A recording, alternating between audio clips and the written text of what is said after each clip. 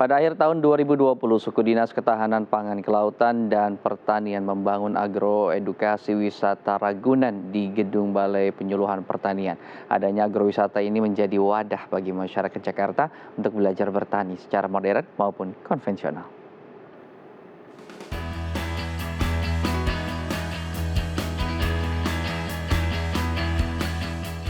Diresmikan langsung pada 15 Januari 2021 oleh Menteri Pertanian Republik Indonesia Syahrul Yassin Limpo, wilayah seluas 2,2 hektar kini menjadi tempat edukasi bagi masyarakat luas. Dari 150 spesies tanaman yang ada di agrowisata ini, 95% diantaranya terdiri dari sayur mayur, seperti kangkung, pakcoy, bayam, caisim, dan beragam sayuran lainnya. Sedangkan 5% tanaman lainnya adalah tanaman hias dan tanaman pengusir hama atau jenis refugia seperti marigold dan kembang kertas. Tidak hanya bertani konvensional di atas tanah, di sini pengunjung juga dapat belajar pertanian modern di zona teknologi, yaitu bertani dengan sistem hidroponik dengan berbagai varian tanaman mulai dari sayur mayur, herba mint, microgreens, hingga edible flowers.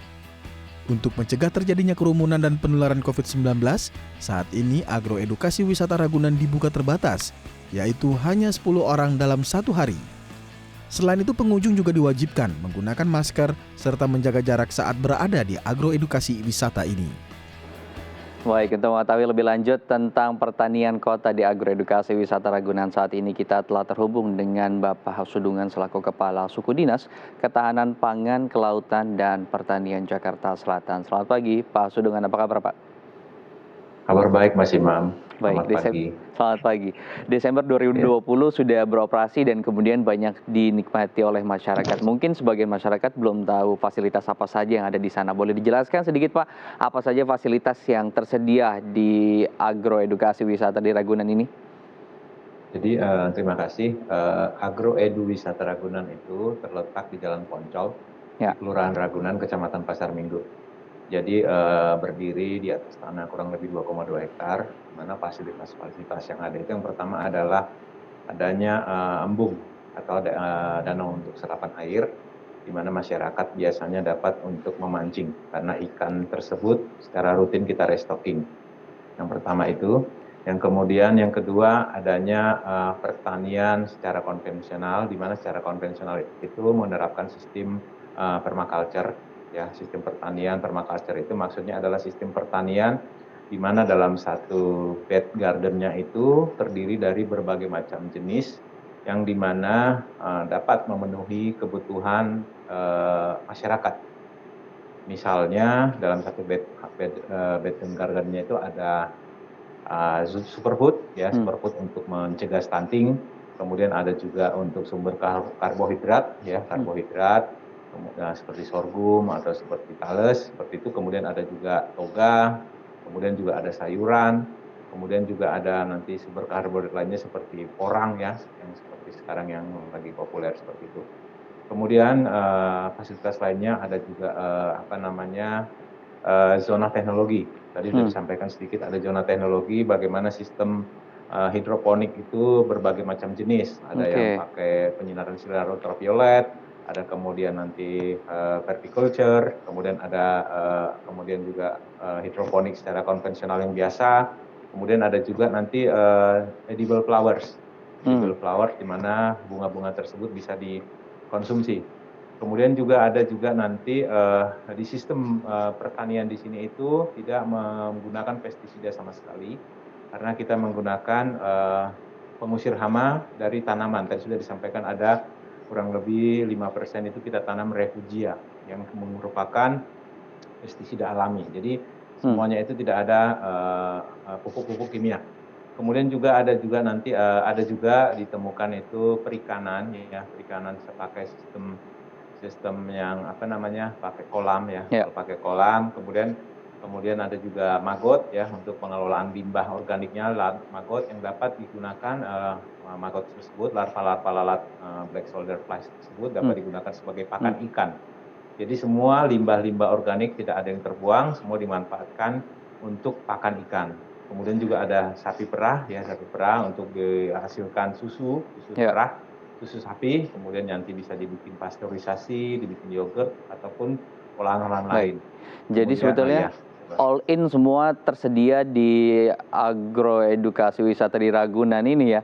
Datang iya, ke sana bisa belajar siklusnya bahkan sampai iya, dengan mulai menanam sampai bagaimana mengolah limbahnya bisa semua dirasakan atau dijalankan di banyak sana. Mas. Nah, di masyarakat kita kan lagi tren nih sekarang Pak tentang berkebun di rumah, terus composting juga di rumah begitu. Kegiatan semua banyak di Ya, rumah gitu. Eh, Adakah caranya. kemudian kelas-kelas yang dibuka oleh teman-teman dari agroedukasi wisata ini untuk mereka bisa belajar semua hal-hal yang mereka butuhkan selama menjalani aktivitas tadi berkebun dan juga mendaur ulang di rumah mereka? Iya benar. Jadi memang di sini kita belajar pertanian secara luas. Jadi bukan hanya dunia pertanian tanaman saja, kemudian juga ada perikanan, kemudian juga ada peternakan, kemudian ada pengelolaan limbah yang Mhm. terpadu yang mungkin dapat kita perkenalkan kepada masyarakat Kota Jakarta, khususnya Jakarta Selatan, apabila mungkin ingin belajar untuk mengelola lahan sempit di rumahnya masing-masing, bisa belajar ke tempat kami di Agro Eduwisata Ragunan. Baik, biayanya berapa Pak? Atau gratis untuk masyarakat? Ya, ini gratis, Mas. Ini semuanya gratis ya. Jadi memang pada masa pandemi ini memang kita tadi sempat disampaikan 10 orang. Sebenarnya kita Hmm. sudah tutup ya, udah close. Jadi memang Mhm. kita tidak membuka untuk publik pada saat ini untuk sementara. Di samping itu juga kami juga akan melakukan peremajaan tanaman-tanaman, Hmm. siklus tanamnya juga akan kami rombak agar nanti mungkin pada saatnya dibuka, nanti masyarakat juga bisa memanen sendiri tanaman di sana, kemudian membelinya dengan harga yang mungkin sangat di bawah harga Hmm. Hmm. pasaran ya. Hmm. Hmm.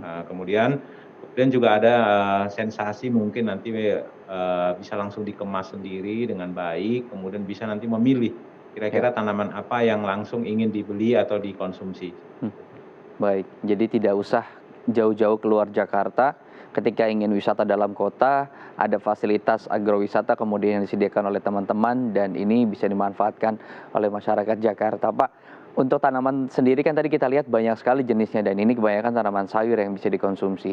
Harga yang Ya. ditawarkan pun kemudian jauh dari harga pasaran. Nah ini untuk si penerimanya apakah khusus yang memang dipilih oleh teman-teman dari Sudin atau silahkan saja untuk masyarakat yang ingin mengakses sayuran-sayuran yang baru dipanen bisa langsung datang ke lokasi.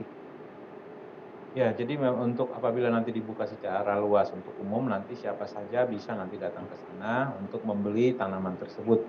Seperti itu, dan langsung memilih. Atau Hmm. mungkin Hmm. bisa Hmm. juga dia memetik sendiri atau Hmm. Hmm. mencabut sendiri tanamannya. Kemudian juga beli susu fresh ya, Ya. susu sapi, bisa juga nanti langsung membeli. Siapapun itu bisa.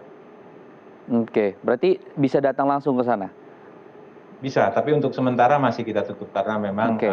ini ya masih tertutup, masih Baik, kita tutup. karena tadi peremajaan, saat ini sedang melakukan peremajaan dan nanti ketika Ya. pandemi sudah selesai, ini bisa menjadi solusi sekali nih untuk masyarakat Jakarta. Untuk masyarakat yang kemudian ingin mendapatkan bibit, saat ini sebetulnya Ya. bisakah layanan tersebut diakses oleh masyarakat kita, Pak? Ya, jadi kalau untuk bibit ya kebetulan memang kami dari Dinas Ketahanan Pangan, Kelautan dan Pertanian Provinsi DKI Jakarta memberikan fasilitas kepada masyarakat apabila Ya. menginginkan bibit ya bibit tanaman produktif bisa langsung mungkin bisa mengikuti Instagram DKPKP DKI ya mungkin nanti di Hmm. situ bisa di situ nanti ada syarat-syarat apabila masyarakat Jakarta menginginkan bibit secara gratis, tanaman produktif, misalnya tanaman buah seperti itu. Hmm. Tapi untuk tanaman sayuran ya bibit sayuran itu ya sementara memang kami masih mengembangkan. Ya. Karena apa? Karena memang ada standar tertentu yang harus dipenuhi apabila bibit tanaman atau bibit sayur tersebut atau benih ya, kalau benih sayur itu Hmm. akan diperjualbelikan atau Hmm. disampaikan ke masyarakat luas. Seperti itu. Baik, jadi sementara sebetulnya beberapa layanan bisa diakses dengan protokol kesehatan begitu ya dan dengan protokol yang sudah ditentukan oleh dari teman-teman Sudin. Terakhir Pak, kapan kemudian rencananya ini akan dibuka kembali untuk masyarakat bisa berwisata agro di sana gitu? Apakah sudah ada waktu tertentu atau kemudian mengikuti kebijakan Pemprov terkait pembatasan kegiatan masyarakat mikro ini? Jadi kami mengikuti kebijakan pemerintah daerah ya, pemerintah DKI Jakarta terkait dengan pembatasan kegiatan masyarakat skala mikro. Jadi kami harapkan as soon as possible kegiatan kami bisa dapat diakses oleh masyarakat luas apabila kondisi COVID kita, mungkin penyebaran COVID bisa terkendali dengan baik. Baik, Pak Hasudungan, terima kasih sudah berbagi informasi. Semoga setelah dibuka, masyarakat bisa mengakses kembali dan bisa menikmati agroedukasi wisata yang tidak jauh dari Jakarta begitu ya, masih di tengah Ya, kota Jakarta. Terima kasih, ya. Pak. Terima kasih Mas Imam. Selamat pagi. Baik, ya pemirsa, usai jeda kita akan berbincang tentang berbagi makanan gratis untuk warga terdampak COVID-19. Tetap bersama kami di Hal Indonesia.